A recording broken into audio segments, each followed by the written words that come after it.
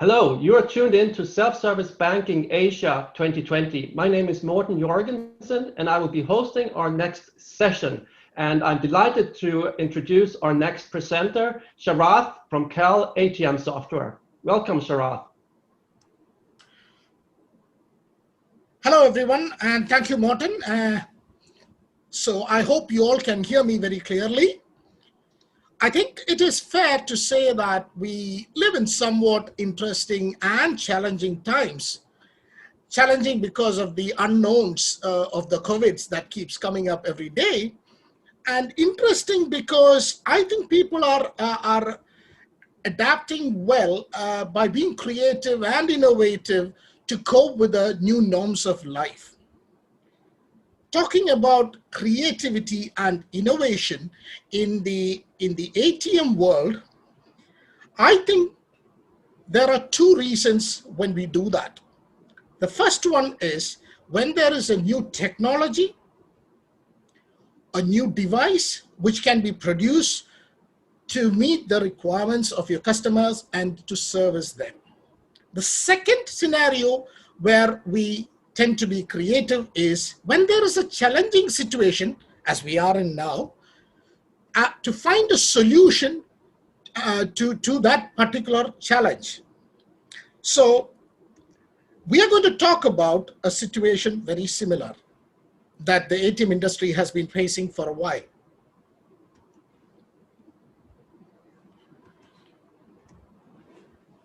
Now, most of you are aware that in 2014, when Windows XP came to its life cycle end, banks across the world had to go through a very expensive, tedious, and time-consuming effort to upgrade the hardware, the software, to move on to Windows 7.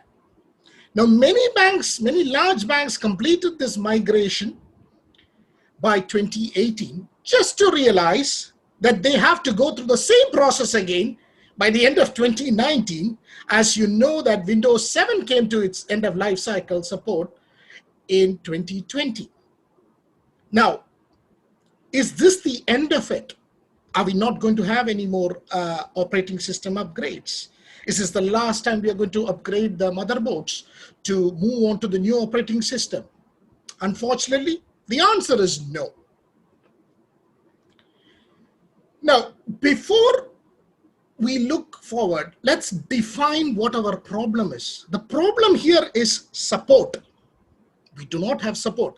And most of you know that to run an unsupported software on your ATMs is simply asking for trouble. Now, how do we get out of this? Like I said, the operating system upgrades are going to be more frequent. Now, Microsoft has, as they call it, it's the semi-annual channels. As the name suggests, it happens twice a year, which is not of much impact to the ATM world as such. However, the LTSCs, or the long-term service channels, will have a larger impact because it is as good as a new operating system. Now, where does the problem lie? Now, the motherboard component vendors do not plan to support all these new operating systems that is going to be released by Microsoft as LTSCs, which also means the number of motherboard upgrades will become more frequent. So it's not going to go away just with Windows 10. Now, as we have said, we've clearly defined the problem. Now we need to find an answer to this problem. What is the answer?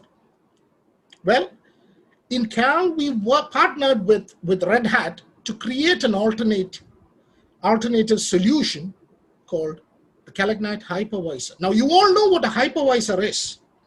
Hypervisor allows a host PC to support a single or multiple virtual machines by virtually sharing its resources, be it memory or processing. So same way, here the solution that we have created has got the Linux and the Windows operating systems working together, combined together by the hypervisor. Now, what is the benefit of using Linux? The PC core drivers will be supported by Red Hat throughout the life of the hardware. Okay, and of course, Windows 10 has to be used so that your current ATM softwares can run as is. And the two operating systems work hand in hand. How does this look like? Well, as you can see in my picture, the Linux hypervisor sits in between the hardware PC of the ATM and the Windows 10 operating system. As I said, this will solve the problem of support because Cal and Red Hat provide a subscription license for the long-term support to the banks. We also provide an OEM version to the hardware vendors to use. So now we have defined the problem. We have probably found a solution for the problem. Now, what are the challenges or what is the impact of the solution on your ATMs? We need to look at it. How does it impact the performance and the cost? From a performance perspective, it has less than 2% compared to running Windows 10 without the hypervisor. Similarly with RAM, there is no increase in RAM compared to running Windows 10 natively, without the hypervisor. From a cost perspective, it is much less expensive to use the hypervisor than to go for a motherboard upgrade every time when you move from one operating system to the other. And that is the way it is done. So all I want to tell you is that in 2019, Cal published a very detailed white paper covering the hypervisor technology. I would appreciate if all of you would read through it so that you get an understanding of how this would work in the ATM world, and hopefully help you formulate your strategy for this persistent problem, which is going to happen again and again every couple of years. I hope this session has been useful to all of you. Thank you. Thank you so much, Sharath. Very interesting. I'm very intrigued by hypervisor technology. I know you're sitting in KL. I'm sitting in my home office here in London. And actually what you cannot see is I have a PC in front of me with a webcam. And next to it is my iMac that's actually quite old. And I installed, when I bought the iMac, I bought it because it looks great. I installed Parallels, which is a hypervisor that allows you to run Windows and OS at the same time. I was intrigued by the 2% you mentioned, because actually one issue I had with my iMac was it was great initially, but once there were upgrades, etc., it started slowing down the computer. And I actually uninstalled my Parallels, and I use it now for FaceTime and other things. So because this is presumably one of the concerns that banks have when you speak to them is how is it going to impact performance? So 2% is impressive. That should not be noticeable. Another aspect of performance is also just the performance of your stock, so to say, because hypervisor technology, presumably it extends the life cycle of your existing hardware, yes? Do you have a sense of how many years you can add to an ATM by using hypervisor technology? Well, it depends, because every ATM has got a life period. So the whole idea is with such a technology, you can keep it running for its entire life period. Rather than extend it, because banks always want to use new technology, but at the right time. there's a large investment that has been done by banks. And so in a way, it's a bit like buying a car. And then after 3 years, if you know that you have to change the engine of the car to make it move, it really doesn't work. It doesn't help. Similarly, in the ATM, if the life cycle is, say, 10 years, and in the 7th year, if you have to upgrade the motherboard and at a very large cost and all the components in it, then the whole idea of using the hypervisor is to make sure that the ATM lives for its full 10 years. Exactly. Yes, exactly. It avoids the expensive, time-consuming, and actually increasingly complex upgrades that we have seen. But at the same time, it allows you to run an efficient and safe ATM estate. Now, how complicated, from a bank perspective, how complicated is the deployment of a hypervisor ATM software solution? How long was the typical lead time, start to finish? Well, from our experience, what we have noticed in banks is we have a utility. In the first place, you have to establish that the hardware is capable of running a hypervisor. As you know, that very old machines may not have the virtualization capability. So we have a utility which we provide the banks, which they use to test the hardware. And if the hypervisor is compatible with the hardware, then it is as simple as using the toolkit to install it. And in fact, it can be done remotely, either using CAL's KTC management system or even their own software distribution system. So this, it's interesting that you asked the question, because this technology it's been there, the hypervisor technology. In data centers, the banks are very aware of the hypervisor technology because they use it in their data centers to save resources. But here, the role of a hypervisor is actually support, addressing the support issue. Okay, and we have had some banks do some very successful POCs, and it was fairly quickly that they.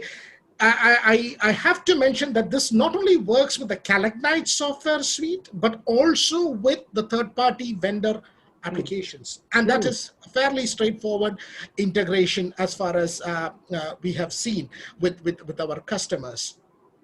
Okay, that's great. So it's you initially need to assess whether it's feasible or compatible, but in most cases, if you have a newish ATM, it should be feasible, and this can be done remotely, as you say, which is interesting as well. Now, are there other ATM hypervisor solutions out there, or is this the first application of hypervisor technology on ATMs? I believe we are the first to do this on ATMs as such, yes. And in fact, beginning of this year, one of our customers, Česká in Czech Republic, they put the first ATM live running Windows 10 on the Linux hypervisor. So that's first in the world, yeah. Interesting. Banks oftentimes they're keen to see what their peers are doing. Actually, hence this conference as well, which is one opportunity for banks and suppliers and industry experts to share experiences and knowledge. Now, when you work with customers around the world, to what degree are you able to connect them with existing clients to share some of their experience, or is it you draw on the experience of previous deployments when you help a new customer roll this out? Could you repeat that question again? Because I'm not clear. Banks are conservative organizations. They want to make sure things are working. To what degree are you able to draw on the experience from existing deployments, such as the one you mentioned in the Czech Republic? Is that something that helps you when you work with other banks, new customers, to roll out hypervisor technology? Well, the key word to the answer is conservative. So they have to experience it themselves. So it has to be proven in their own premises. Okay, yes, everyone knows that the technology exists. Hypervisor technology has been used within the data centers.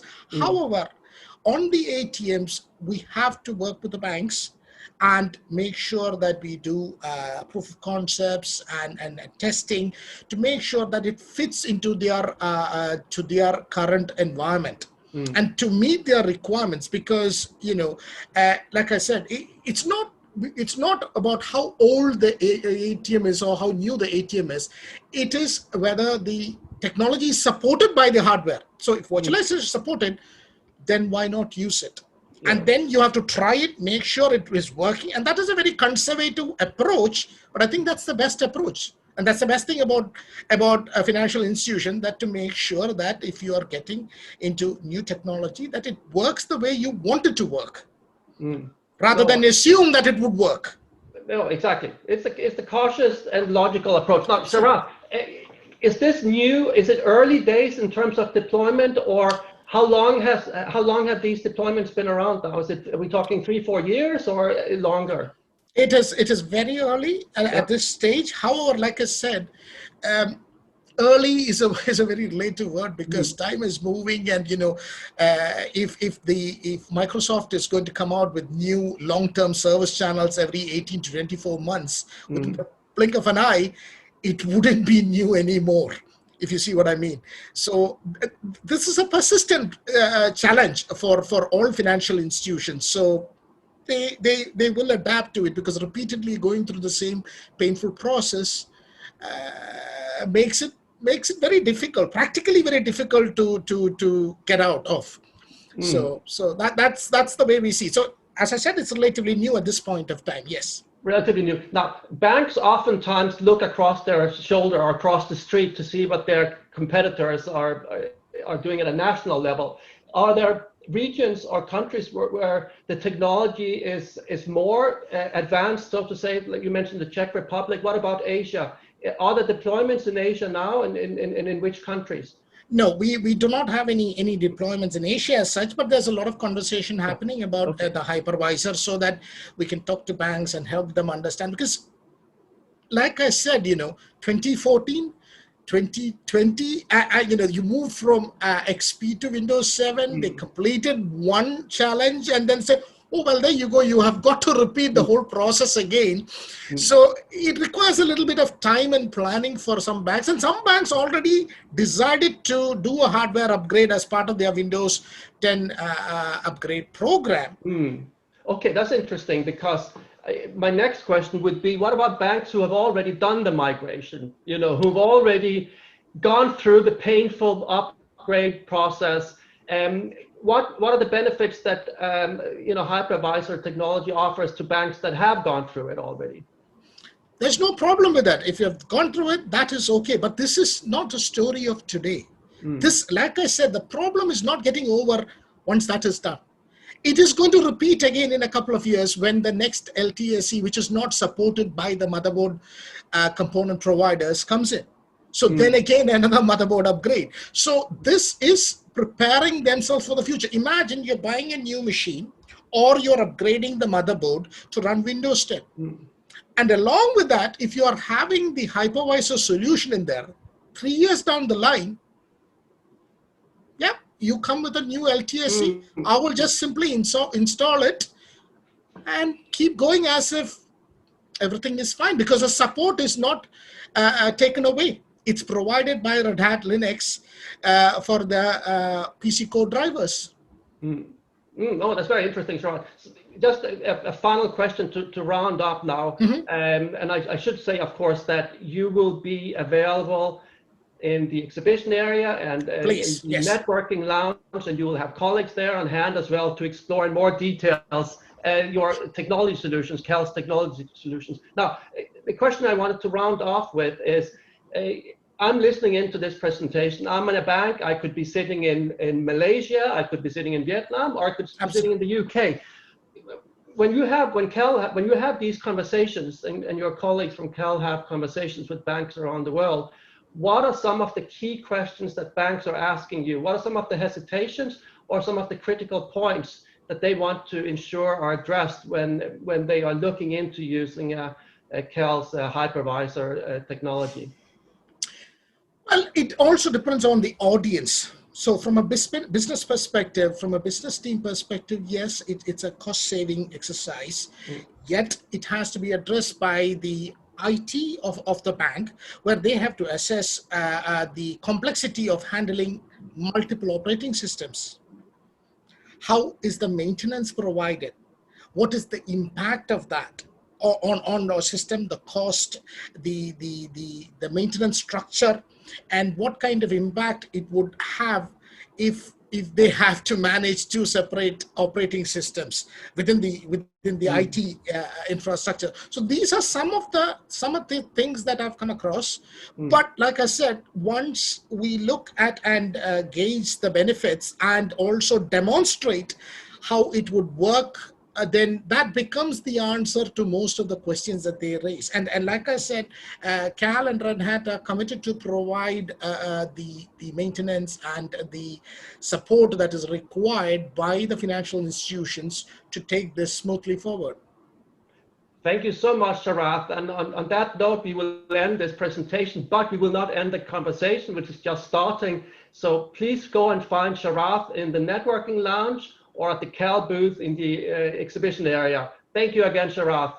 Thank you, and please do come to our booth. As Morten said, I will be available with my colleagues in our booth. Thank you.